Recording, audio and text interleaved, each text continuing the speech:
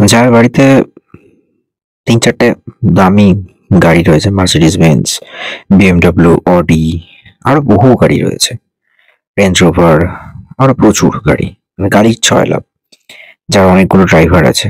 সেই লোকটাকে কিনা অটোতে করে হসপিটালে ভর্তি হতে হয়েছে। মানছি বাড়ি থেকে হসপিটালের দূরত্ব 2 কিলোমিটার। যার একটা 23 বছরের অত বড় ছেলে রয়েছে, সে নাকি গাড়ি চালাতে জানে না।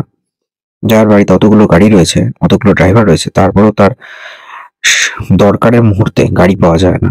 সব ব্যাপারটাই কেমন জানি আমার কাছে এলোমেলো লাগছে, মানে ভিজি মাছ ফিসি।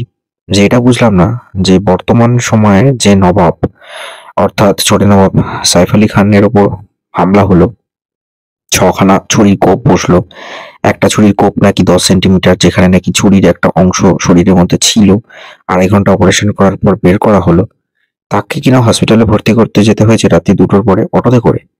এটা বিশ্বাসযোগ্য আমি বুঝতে পারলাম না যে কি হিসেবে এটা মনে হলো, যেটা রিলায়েবল কিনা, যে কোন সেন্সে এটা মনে হচ্ছে যে সাইফ আলী খান যে এত হাই সিকিউরিটি জোনের মধ্যে থাকে।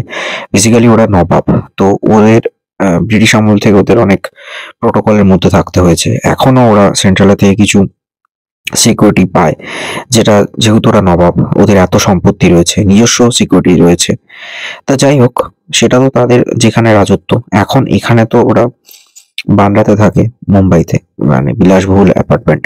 সেখানে তাদেরও নিজস্ব একটা সিকিউরিটি রয়েছে, যেহেতু সেখানে বাকি যারা রেসিডেন্ট তারাও হাই প্রোফাইল ব্যক্তি।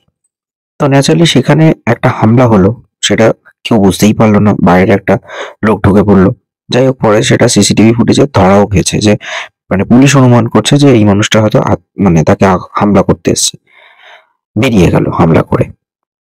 যে লোকটা হামলা করলো তাকে যখন সাইফ আলী খান উল্টো দিক দিয়ে যদি ধরলাম যে তার এত ভালো চেহারা রয়েছে, সে হয়তো নিজেকে বাঁচাতে এবং সেই লোকটার উপর কিছুটা ধাক্কাধাক্কি করবে, তাহলে তো তার মধ্যে একটা ছাপ বোঝা যাবে, সেটাও পাওয়া গেল না।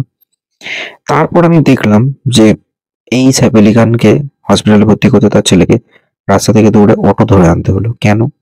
না, সে সময় ড্রাইভার পাওয়া যায়নি। তা সাইফ আলী খান যেহেতু নবাবের বংশ, তো ন্যাচারালি তাদের ঘোড়া চালানো, সাঁতার, গাড়ি চালানো এগুলো শিখতেই হয় ছোটবেলা থেকে। সাইফ আলী খানের ছেলে ইব্রাহিম, যে সে কি জানে না কি করে গাড়ি চালাতে হয় না চালাতে হয়? যাদের বাড়িতে অতগুলো গাড়ি রয়েছে সে তো এমনি গাড়ি চালানো জানবে, কোয়াইট ন্যাচারাল। কারিনা কাপুর গাড়ি চালানো জানে, কাপুর বংশের মেয়ে, সে জানে না? রাস্তা থেকে অটো মানে ধরলাম, তারা সেই মুহূর্তে প্যানিক হয়ে গেছে, টেন্সড হয়ে গেছে, বুঝে উঠতে পারছে না কি করতে হবে, তাই গাড়ি না ডেকে অটো ডাকতে গেছে। সব ব্যাপারটা কেমন তালগোল পাকিয়ে গেল। আচ্ছা, যারা বাকি রেসিডেন্টরা রয়েছে তাদেরও তো গাড়ি রয়েছে, তাদের কেউ কি গাড়ি চালাতে জানে না? যে সেই মুহূর্তে ইব্রাহিমকেই বেরোতে হলো গাড়ি ডাকার জন্য, তাদের সঙ্গে কেউ এলো না। ব্যাপারগুলো কেমন লাগলো জানেন তো, মানে আমি জানি না আমার কথাগুলো কতটা যুক্তিসঙ্গত, বাট সাইফ আলী খানের মতো হাই প্রোফাইল মানুষকে হামলা করে দিল, তারপর তাকে হসপিটালে নিয়ে যাওয়ার জন্য রাস্তা থেকে অটো রাখতে হলো, রাত্রিবেলাটা অপারেশন হলো, সারাদিন ধরে এত কাণ্ড চললো, আর পুলিশ লাস্টে একজনের সাসপেক্ট করছে, তার একটা ছবি সিসিটিভি ফুটেজ থেকে বের করেছে, কিন্তু দেখেও মনে হচ্ছে না যে সেই মানুষটাই যে উম, ছুরি দিয়ে আঘাত করেছে। কি জানি কি হচ্ছে, ভগবান জানে। কিছুদিন আগে সালমান খান বাড়িতে একটা বুলেট প্রুফ জানলা বসিয়ে দিল। মুম্বাই পুলিশ কি করছে, গড নোস। আমি সাইফ আলী খানের উপর যে হামলাটা হলো তার উপরই জাস্ট নিজের ভিউটা রাখলাম। আপনারা বলুন, আপনাদের মতামতটা কি? আমি ভুল বললাম না ঠিক করলাম? আপনারা সেটা ভেবে দেখুন। Stay tune on অংচরিচ।